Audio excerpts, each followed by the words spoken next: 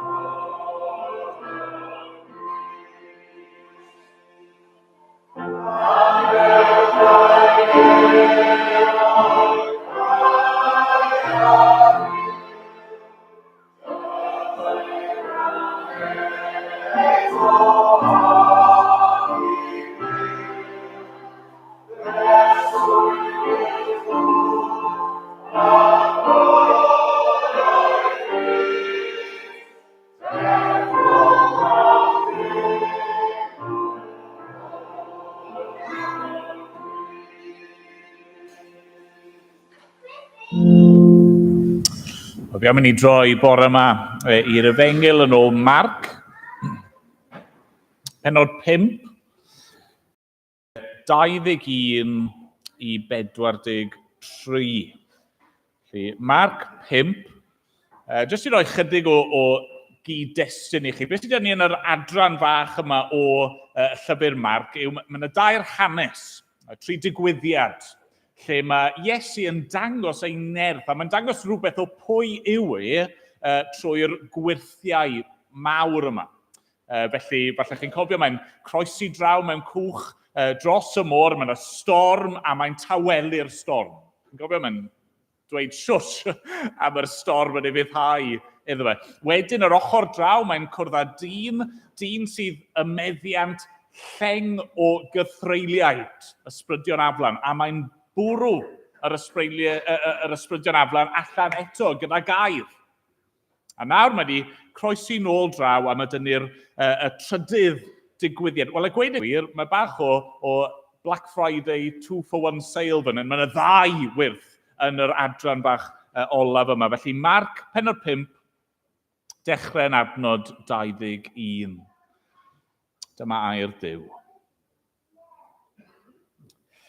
Wedi i Iesu groesi nôl yn y cwch i'r ochr arall, daeth tyrfa fawr ynghyd ato, ac roedd ar lan y môr. Daeth un o arweinwyr y synagog o'r enw Jairws, a phan welodd ef, syrthiodd wrth ei draed ac ymbil yn daer arno. Mae fy merch fach, meddai, ar fi'n marw. Tyrd, a rod y ddwylo arni iddi gael ei gwella a byw. Ac aeth Iesu ymaith gydag ef. Yr oedd tyrfa fawr yn ei ganlyn ac yn gwasgu arno. Ac yr oedd yno wraig ac arni weidlydd ers 12 mlynedd. Yr oedd wedi dioddef yn enbyd dan driniaeth llawer o feddygon ac wedi gwario'r cwbl oedd ganddi. A heb gael dim lles, ond yn hytrach mynd yn waith. Roedd hon wedi clywed am Iesu. Daeth o'r tu ôl iddo yn y dyrfa a chyffwrdd a'i fantell. Oherwydd roedd hi wedi dweud, os cyffyrddaf hyd yn oed a'i ddillad ef, fe gaf fy iachau. A sychodd llif ei gwaed hi yn y fan. A daeth eitha i wybod yn ei chorff ei bod wedi ei iachau o'i chlwyf. Ac ar unwaith deallodd Iesu ynddo'i hun fod y nerth oedd yn tarddu ynddo wedi mynd allan. A throes yng nghanol y dyrfa a gofyn pwy gyffyrddodd am dillad. Meddai ei ddisgyblion wrtho, roedd ti'n gweld y dyrfa'n gwasgu arnat ac eto'n gofyn pwy gyffyrddodd am ei.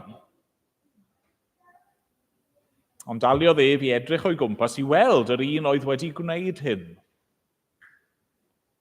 Daeth y wraig dan grynu yn ei braw yn gwybod beth oedd wedi digwydd iddi, a syrthiodd o'i flaen ef a dweud wrtho yr holl wir. Dywedodd yntai wrthi hi, berch, y mae dy ffydd wedi dy iachau di. Dos mewn tangnefedd, a bydd iach o'th glwyf. Tra oedd ef yn llyfaru, daeth rhywrai o di arweinydd y synagog a dweud, mae dy ferch wedi marw. Pam roedd yn poeni'r athro bellach? Ond anwybyddodd Iesu y neges a dwedodd wrth arweinydd y synagog, paid ag ofni, dim ond credu. Ac ni adawodd i neb ganlyn gydag ef, ond Pedr ac Iago ac Ioan, brawd Iago. Deithant i di arweinydd y synagog a gwelodd gynnwrf, a phobl yn wylo ac yn dolefain yn uchel. Ac wedi mynd i mewn, dwedodd wrthynt, pam rydych yn llawn cynnwrf ac yn wylo? Nid yw'r plentyn wedi marw, cysgu y mae. Dechreusiant chwerthin am ei ben. Gyrrodd yn tai bawb allan, a chymryd tad y plentyn a'i mam, a'r rhai oedd gydag ef, a mynd i mewn lle roedd y plentyn. Ac wedi gafael yn llawr plentyn, dyma fe'n dweud wrthi, Talitha, cwm, sy'n golygu fy ngeneth rwy'n dweud wrthyt, cod. Cododd yr eneth ar unwaith a dechrau cerdded oherwydd roedd yn 12 mlwydd oed. A thrawyd hwy yn y fan a syndod mawr. A rhoddodd ef o'r chymyn pendant iddynt nad oedd neb i gael gwybod hyn. A dwedodd am roi iddi rhywbeth i'w fwyta. Amen. Diolch i Dduw am ei air. Nawr, blant, yn gweld ambell un ohonoch chi, bell i ffwrdd lan fyna. Os allai gael eich sylw chi am boment. Nawr te, os unrhyw un ohonoch chi yn hoffi dal dwylo, dal llaw. Chi'n hoffi dal llaw? Rai falle, un o ddoen sy'n gweld, chyfi, na, dal llaw. Na, o'ch yma be, ydych chi gyd wedi dal llaw gyda rhywun rhywbryd? Ydych chi wedi yn dod. Ni gyd, pan ych chi yn bach, yn blant, mae pawb yn dal llaw gyda mam neu dad, neu mam gi neu tad ci, neu wncl neu aunty neu rhywun fel yma yn dini. Nawr te, eisiau chi feddwl, pryd, pa adeg bydd y plentyn eisiau gafael yn llaw oedolyn? Pryd bydd y plentyn, os unwch chi gallu gweiddi mas, ambell un yswyl, pryd, sut byddwch chi'n teimlo pan ych chi eisiau dal llaw oedolyn? Beth chi'n meddwl? Pryd mae plentyn bach yn naturiol yn chwilio am llaw mam neu dad? Beth chi'n meddwl? Wel, fi'n meddwl, fel arfer pan ych chi'n ofnus, pan yna rhywbeth a chi ddim yn siŵr, neu os chi'n poeni am rhywbeth, chi'n gafael yn llaw mam a dad. Pam? Wel, achos chi'n trystio ynddyn nhw, yn dydych chi. Chi'n gwybod byddai'n saff os fi'n gafael ynddyn nhw. Nawr, pryd mae oedolyn fel arfer yn gafael yn llaw plentyn? Pryd mae mam neu dad neu mam gi neu tad ci yn gafael yn eich llaw chi? Pryd chi'n meddwl? Wel, mae lot o adegau falle, ond fel arfer, os maen nhw'n meddwl bod chi mewn perygl. Chi wedi bod ar bwys yr hewl, neu chi wedi bod ar lan y môl a falle bod chi ar ben clogwyn, a maen nhw'n gafael yn llaw chi yn dyn mwyn cadw chi yn saff. Felly chi'n gafael yn llaw nhw, a maen nhw'n gafael yn llaw chi. Nawr, mae hwnna falle mynd i fod yn help wrth i ni feddwl am y stori bore yma. Achos yn y stori, ni'n clywed am 2 gyffyrddiad. Dau touch, 2 gyffyrddiad. Mae yna wraig yn cyffwrdd yn Iesu. A reswm pan mae hi'n cyffwrdd yn Iesu yw achos mae hi yn ofnus. Mae hi efo problem. Mae hi yn sal. Mae hi angen help. A felly mae hi yn gafael yn Iesu. Ond yna ni'n clywed am Iesu yn gafael mewn rhywun arall. Merch fach oedd wedi marw, ond mae Iesu yn gafael yn ei llaw hi ac yn dod â hi nôl yn fyw. A felly bore yma ni'n mynd i feddwl am y 2 beth yna. Mae'n bwysig bod ni yn gafael yn Iesu Grist, ond mae'n bwysig hefyd bod Iesu yn dal gafael yno ni. Ni'n gallu roi'n ffydd ni yn Iesu, ond mae Iesu yn gallu cadw ni yn saff a roi bywyd i ni. Okay, so dyna ni'n mynd i fod yn meddwl am, a fi eisiau chi falle, wel, y rai hun falle i trial gwrando a canolbwyntio nes ymlaen, okay? Wel, gawn ni air o weddi, nhw'n ni weddio fy'n gilydd. O, Dduw, ni yn diolch i ti, ein bod ni'n gallu dod ato ti y bore yma fel plant bach, yn trystio yno ti, yn rhoi ein ffydd ni yno ti o dad, ac yn yr hyn mae Iesu Grist wedi wneud drosto ni. O, Dduw, ni'n diolch am hyn, mae dyma, sut mae person yn cael ei hachub, bod ni ddim angen bod yn glyfar, ni ddim angen bod yn gyfoethog, arglwydd, ni ddim angen gwneud unrhyw beth mewn gwirionedd heblaw am credu. O, arglwydd, diolch am hyn. Diolch bod, hyd yn oed plentyn bach y bore yma, ac i'r person hynaf yma yn gallu cael ei hachub yn yr un ffordd, sef trwy ffydd yn yr arglwydd Iesu Grist. O dad, ni'n diolch hefyd dy bod ti yn gafael yn ni. Dy bod ti o Dduw yn ein gwarchod ni. Dy bod ti o dad yn ein cadw ni fel petai yn dy law. A does dim byd yn gallu'n tynnu ni oddi wrth dy law a dy gariad di. Arglwydd, diolch i ti am Iesu Grist ac am ei aberth yn ein lle ni. Diolch am ei gariad mawr tuag ato ni. Diolch bod ei gyda ni y bore yma. Beth bynnag a ddaw, beth bynnag rydyn ni yn ei wynebu ar hyn o bryd, diolch dy fod ti gyda ni. Ac arglwydd, ni'n diolch am yr newyddion da yma. Newyddion byddwn ni'n dathlu dros yr wythnosau nesaf yma, cyfnod y Nadolig, fod Iesu wedi dod i'r byd fel un ohono ni, mwyn ein hachub ni. Ni'n gofyn felly y bydde di yn helpu pob un ohono ni. Arglwydd, gyntaf i gyd helpu ni gredu'r neges yma. O'r arglwydd i ni sydd yn credu, helpa ni i ddweud wrth eraill. Ni'n cyflwyno'r eglwys hon a yr gweithgareddau gwahanol bydd yn cymryd lle dros yr wythnosau nesaf yma. Arglwydd, ni'n gweddio bydd y bobl yn y gymuned hon yn clywed ac y bydde di yn gweithio yn eu bywydau nhw, yn paratoi calonau nhw ac yn dod â nhw yma. Iddyn nhw gael clywed a chredu a cael bywyd trwy'r arglwydd Iesu Grist.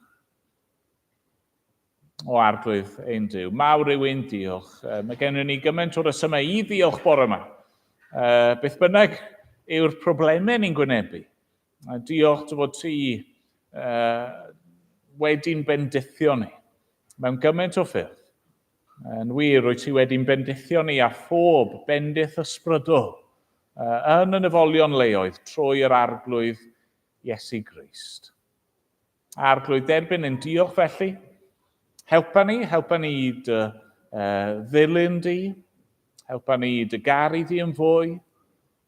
Arglwydd, helpa ni i fod yn bobl diolchgar, i fod yn bobl hael a charedig ac amyneddgar, ac i garu eraill fel rwy ti wedi'n caru ni. O arglwydd, diolch i ti y bore yma fod gennym ni obaith, hyd yn oed yng ngwyneb salwch a gwendid a marwolaeth, a hynny trwy yr arglwydd Iesu Grist. Bydd gyda ni nawr arglwydd bendithia gweddill yr oedfa hon. Amen bod ni'n gofyn yn ei enw e. Amen.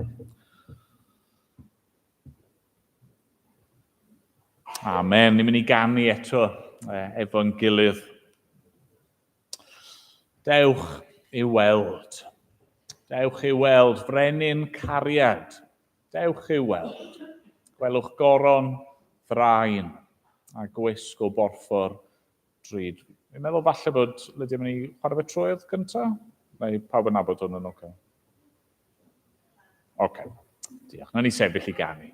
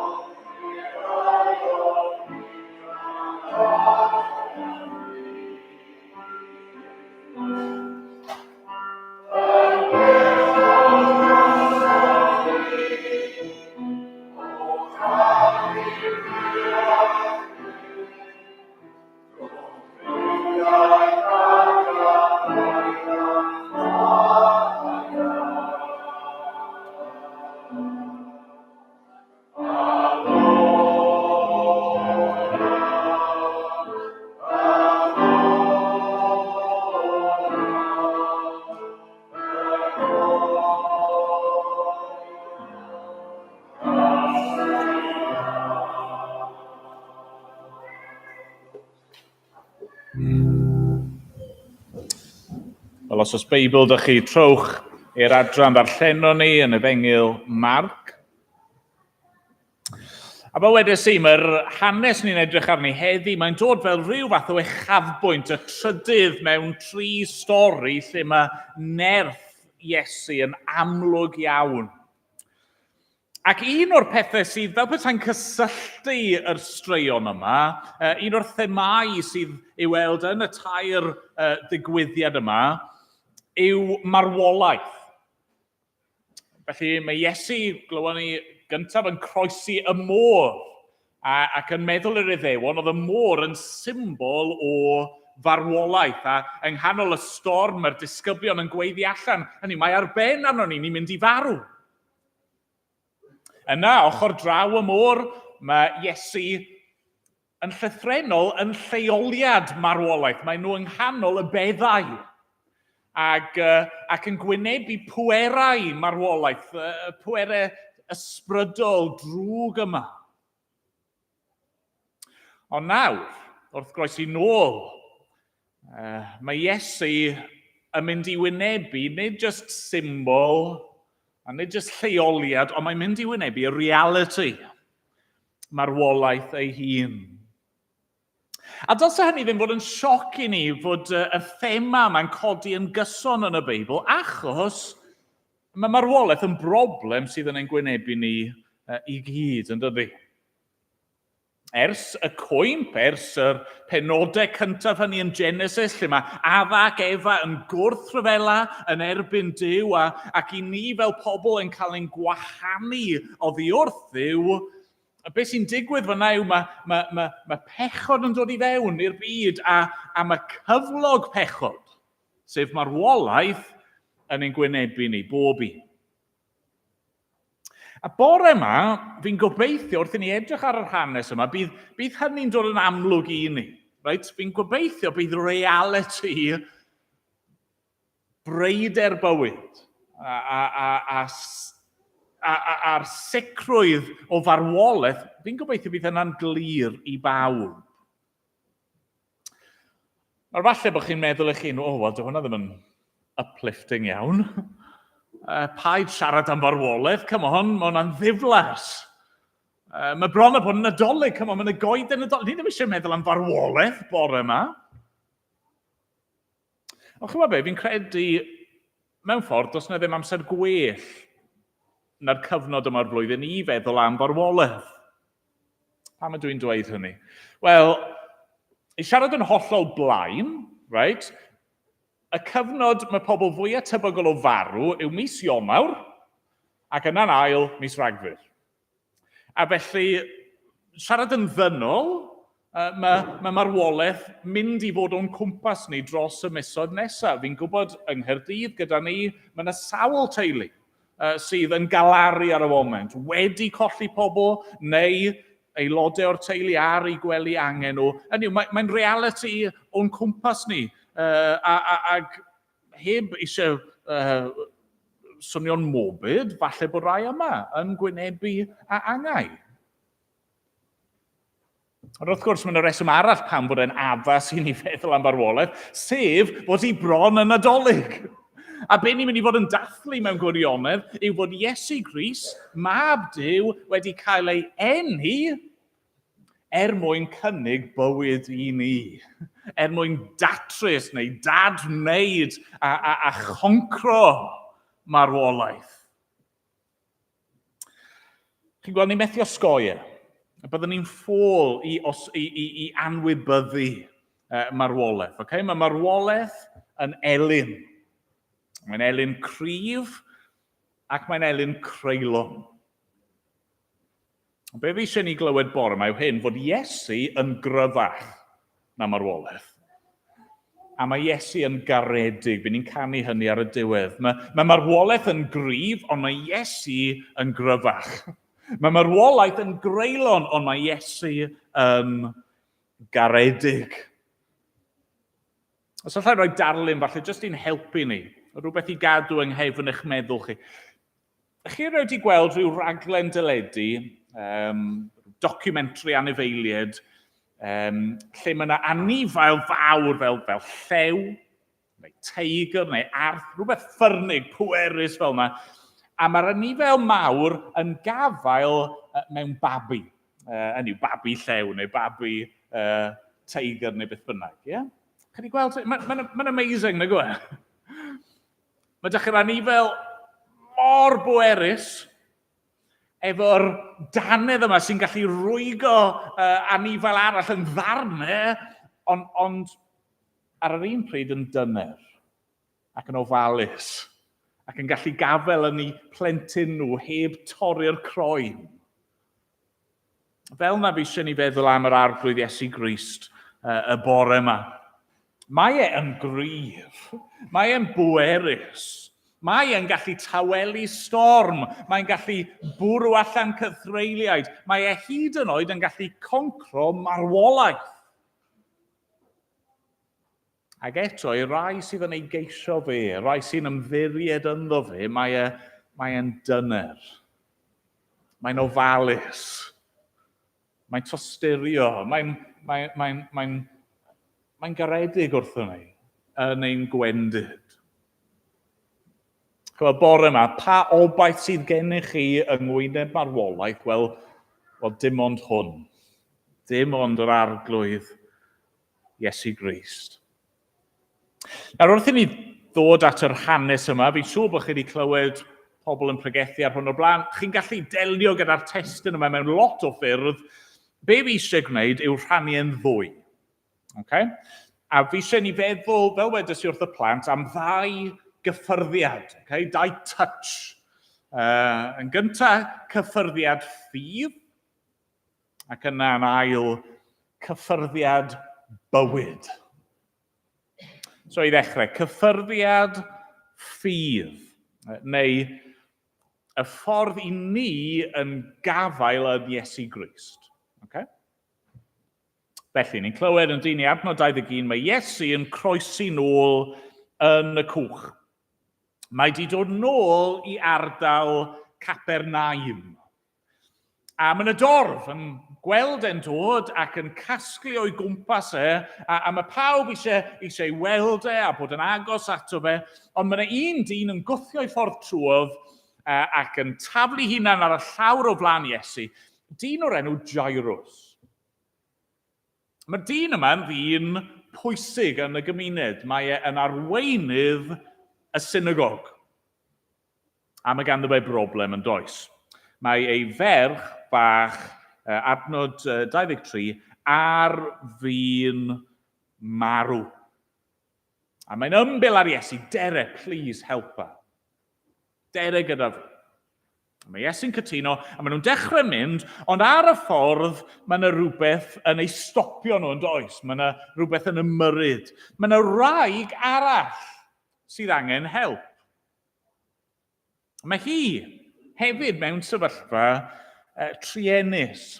Yn dydyn, ni'n clywed amdani hi, adnod 25, y graig ac arni weidlyf ers 12 mlynedd. Hynny, mae wedi bod yn gweudu rhyw fath o hemorrhage am 12 mlynedd, a does neb wedi gallu helpu hi. Mae wedi gwario ei arian hi i gyd ar ddoctoriaid gwahanol, maen nhw wedi trial neu ar grymu gwahanol bethau, sdim byd i helpu, a gweud y gwir, mae hi wedi mynd yn waith. Mae wedi mynd yn wanach ac yn wanach, a sdim ateb i'w gael. A mae hi'n desperate yn dydy. A mae rhaid i ni sylweddoli, chi'n gweld, oedd ei phroblem hi ddim just yn broblem corfforol. Dwi ddim just bod hi'n wan ac yn dioddef yn ei chorff hi. Na, oedd ei phroblem hi hefyd yn broblem ysbrydol. Achos oedd y salwch yma yn golygu fod y wraig yma wedi ei thorri i ffwrdd o'r gymuned Iddewig. Okay? A felly mae'r gwrthgyferbyniad yma, lle oedd Jairus a'i ferch fach reit yng nghanol bywyd crefyddol y gymuned, oedd y wraig yma ar y tu allan.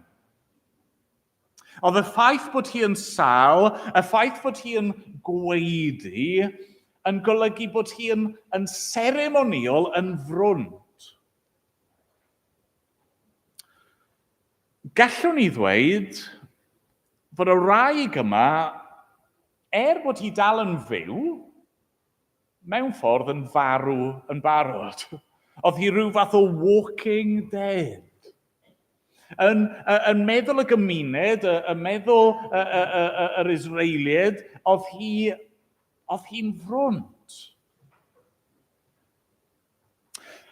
Ac yn y wraig yma, ni actually'n cael darlun o'n problem a'n sefyllfa ni i gyd. Mae'r Beibl yn dweud bod ni i gyd yn gwynebu problem tebyg iawn. Ein bod ni yn fyw, hynny yw, mae'n calon ni yn curo, mae'n ymenydd ni yn gweithio, mae'n ysgyfaint ni yn llenwi a gwagio, ni'n fyw, ac eto mae'r Beibl yn dweud ar yr un pryd, dyn ni ddim. Ar yr un pryd, mae dyn ni broblem. Ar yr un pryd, dyn ni'n frwnt. Ar yr un pryd, ni wedi'n torri i ffwrdd oddi wrth fyw. Falle bod rhywun yma bore yma, chi wir yn gallu cydymdeimlo gyda hyn. Wel, pan ni'n gwneud pethau anghywir, be mae'r Beibl yn galw yn bechod, pan ni'n pechu, mae'n gallu gadael ni yn teimlo'n frwnt, nag yw e? Chi wedi cael y profiad yna? Chi'n cofio nôl i rhywbeth chi wedi wneud, neu rhywbeth chi wedi dweud wrth rhywun, chi'n meddwl nôl i'ch gorffennol chi, a mae'n teimlo fel rhyw brynt ni, tu fewn. Nid tu allan, chi gallu cael cawod, chi gallu cael bath, ond dwi ddim yn clirio y tu fewn, ydy e. A chi'n gwybod bod rhywbeth ddim yn iawn, a chi yn gwybod bod chi ddim yn iawn gyda Duw. Wel, be mae'r wraig yma'n mynd i wneud am y sefyllfa? Wel, mae hi'n mynd at Iesu, yn dydi? Mae hi wedi clywed am Iesu. A mae hi yn dod ato fe, a mae ganddi hi'r ffydd ryfeddol yma. Mae hi wedi meddwl i'w hun, os ydw i just yn gallu cyffwrdd yn Iesu. Wel, mwy na hynny, os ydw i just yn gallu cyffwrdd yn ei ddillad e, mae Iesu'n gallu fy helpu. A mae yna rhywbeth arwyddocaol fan hyn. I'r Iddewon, oedd yr Iddewon fod i wisgo mantell. Oedd y gyfraith yn yr Hen Testament yn dweud, oedd yr Iddewon fod i wisgo mantell fel symbol o y gyfraith. Fel symbol o ufuddod i'r gyfraith. Ond nhw'n gwisgo'r dilledyn yma mwyn atgoffa nhw bob dydd fi fod dilyn cyfraith Duw. A felly mewn ffordd, chi'n cael yr argraff yn hyn wrth i'r wraig yma ddod a dweud, os fi just yn gallu cyffwrdd ymyl mantell Iesu, mewn ffordd, be mae hi'n dweud yw, os fi just yn gallu cyffwrdd yn ei ufuddod e, os ydw i just yn gallu cyffwrdd yn ei lendid e, fe fydda i yn cael fy iachau. Nawr faint o hyn oedd hi'n deall ni ddim yn siŵr, ond mae hi yn gwybod bod hi'n gwneud rhywbeth risky. Achos ar ôl cyffwrdd Iesu, mae Iesu'n gweud pwy wnaeth gyffwrdd am dillad, ac mae wraig yn dydy, yn adnod 33, yn crynu yn ei braw. Pam oedd hi mor ofnus? Wel, achos oedd hi wedi gwneud rhywbeth, oedd hi mewn ffordd ddim bod i'w wneud. Oedd hi yn aflan, oedd hi yn frwnt, oedd hi fod i gadw pellter oedd hi wrth pobl eraill. Os oedd rhywbeth brwnt yn cyffwrdd rhywbeth glân, oedd hwnna'n gwneud y peth lân yn frwnt, fel arfer. Ond chi'n gweld beth sy'n digwydd fan hyn? Mae'r gwrthwyneb yn digwydd. Mae'r wraig yma mor desperate, mae hi'n dod a mewn ffydd, mae hi'n gafel yn Iesu, a mae'n cael ei iachau.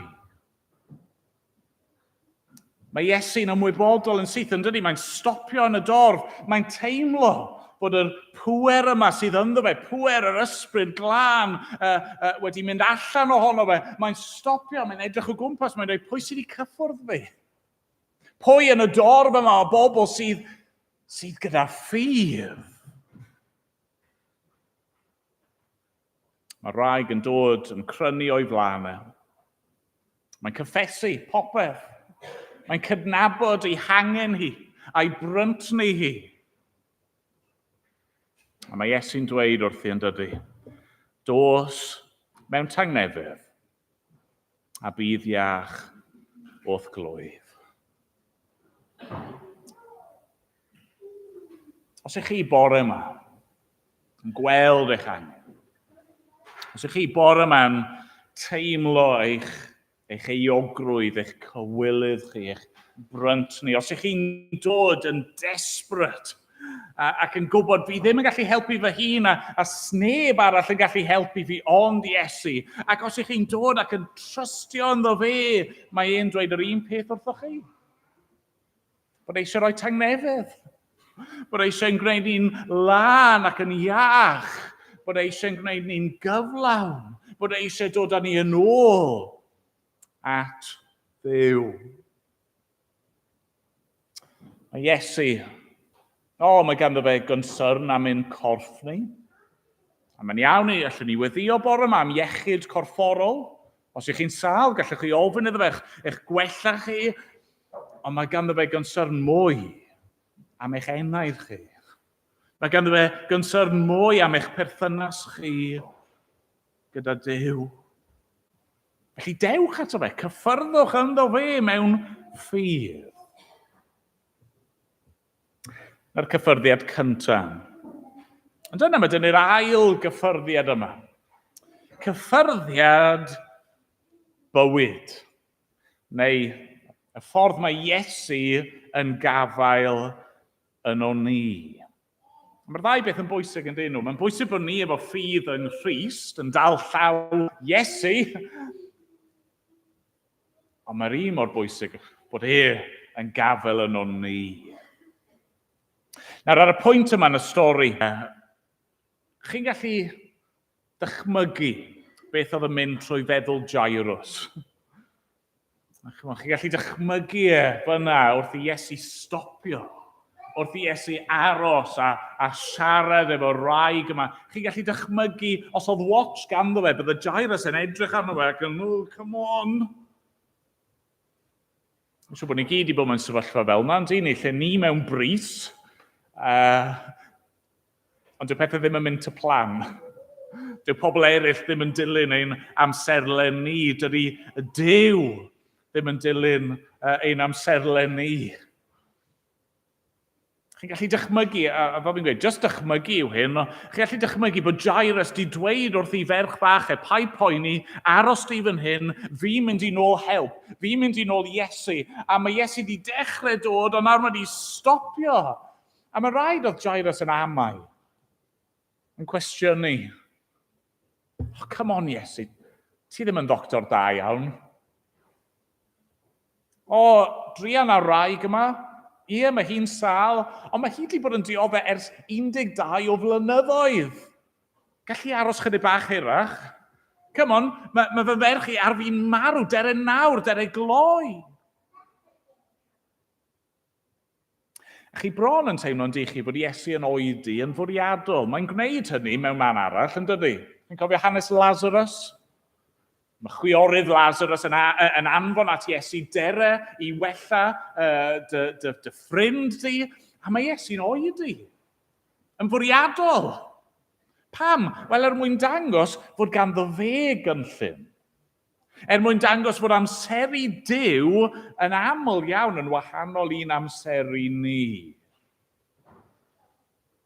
A fan hyn, mae'r ffaith fod yn oedi yn beth da, yn dydy?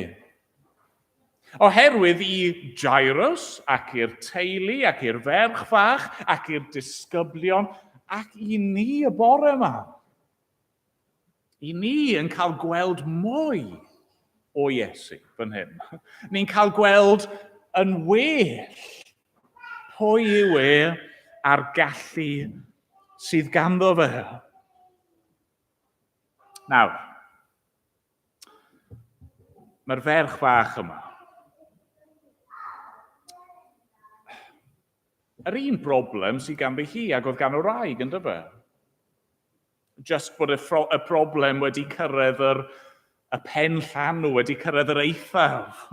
Mae'r ferch yma wedi bod yn sal, mae hi wedi gwanhau fel y wraig, ond mae hi nawr wedi marw. A mae e'n tragic yn dydi, mae e'n drist.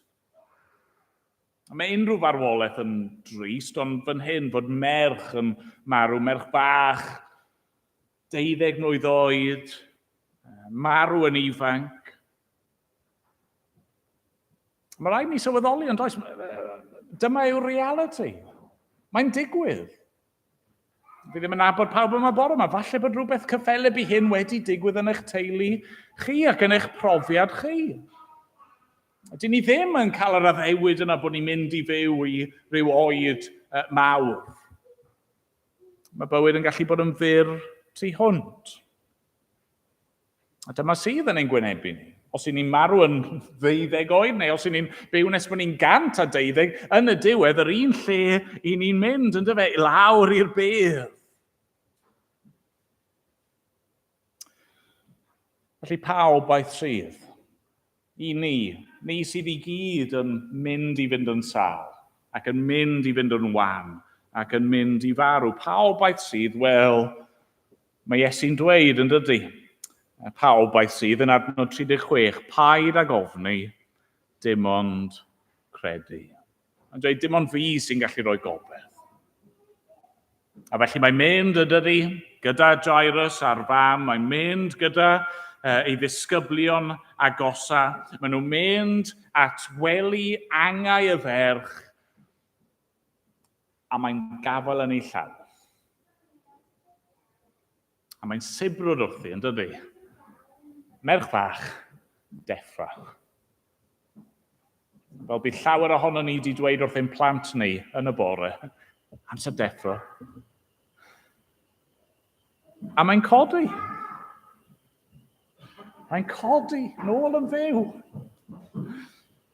Mae Iesu fan hyn, yr un sydd yn fab Duw, yr un sydd wedi creu popeth, yr un nath roi'r bydysawd yn ei le, mae yn gafael yn dyner yn llaw y plentyn ac yn codi hi o'r meirw. Nawr, wrth gwrs, y cwbl mae Iesu'n gwneud fan hyn mewn ffordd yw weindio'r cloc yn ôl, yn dyfa. Hynny yw, oedd y ferch yma yn mynd i farw eto rhywbryd, ac oedd y wraig oedd wedi achau yn gynt. Oedd hi'n mynd i fynd yn sal ac yn mynd i farw rhyw ddydd. Ac wedi cyfeirio at Lazarus. Nath heneiddio a marw eto. A nath mab y wraig weddw o Nain nath Iesu atgyfodi. Nath farw. Hynny yw, oedd Iesu fan hyn jyst yn weindio nôl y cloc, roi chydig bach fwy o amser iddyn nhw.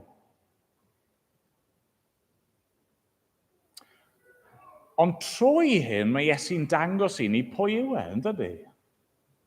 Trwy'r wyrth yma, yr arwydd yma, mae Iesu'n pwyntio ni at pwy yw a pam fod wedi dod. Mae'n pwyntio ni mlaen i'r atgyfodiad. Ei atgyfodiad ar y trydydd dydd pan ddaeth nôl yn fyw, pan nath smasho y cloc fel petai. A roi bywyd tragwyddol i bawb sy'n credu ynddo fe. A mae'n pwyntio ymlaen i'r dydd mawr olaf yna, pan fyddwn ni, y rai sy'n credu ynddo fe. Beth bynnag oedd ein profiad ni fel yn y bywyd yma, pa bynnag oedd hir oedd ein bywyd ni, byddwn ni sydd wedi marw, a wedi cysgu mewn ffydd. Byddwn ni yn cael ein atgyfodi hefyd. Ond mae'n hyfryd i feddwl dydy fod profiad y ferch fach yma yn adlewyrchu beth fydd profiad pob Cristion. Byddwn ni gyd rhyw ddydd, heblaw fod Crist yn dychwelyd cyn hynny, byddwn ni gyd yn cael ein llyged ni am y tro olaf. Ond yna, bydd y Cristion yn clywed llais. Llais Iesu yn dweud wrthyn ni, fy merch, fy mab, deffra, cod, Cod i fywyd newydd. Cod i fywyd tragwyddol. Mae marwolaeth yn elyn, cryf a chreulon, a chymod be, dyw hynny ddim yn newid dros Nadolig. Fi'n gweddio, newch chi gael Nadolig hyfryd a lot o fwynhau a dathlu, a llawenydd. Ond dyw marwolaeth byth yn bell i ffwrdd, ydy e? Pa obaith sydd gennym ni? Na i ofyn eto, pa obaith sydd gennym ni? Wel, dim ond yr arglwydd Iesu Grist. Dim ond bod ni'n dal yn gafel yn fe trwy ffydd, a bod yn cyffwrdd â ni, a'n rhoi bywyd i ni. Diolch iddo. Amen. Amen. Ni'n mynd i ganu efo'n gilydd. Can chydig yn fwy newydd. Os oes syched arna fi, mentra ato ef, ni chei orffwys, heb ei ras, mentra ato ef. Ond mae'r Cytgan yn dweud wrthyn ni fod Iesu, canis da yw'n Crist a ffyddlon, ddydd a nos fe'n ceidw yn fyw. Mae croeso ymreichiau Iesu, cryf, caredig yw. Yn ei sefyll i ganu yn gilydd.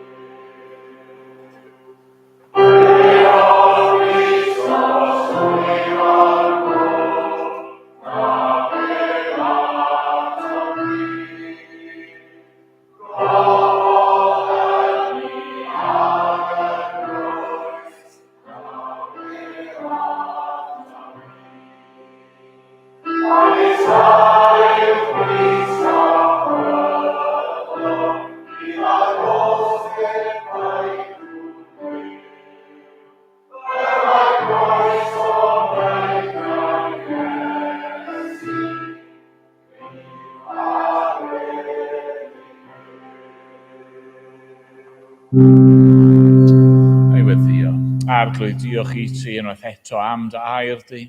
Diolch am yr arglwydd Iesu Grist. Yr unig un sy'n gallu rhoi gobeith i ni yng ngwyneb, salwch a marwolaeth. Helpa ni felly i gofio ac i gredu ac i ymateb i'r hyn rydyn ni wedi glywed. Ac yn arbyd ydi ras ein harglwydd Iesu Grist, a chariad Duw, a chymdeithas yr ysbryd glân, aros gyda ni o'r awr hon ac hyd byth. Amen.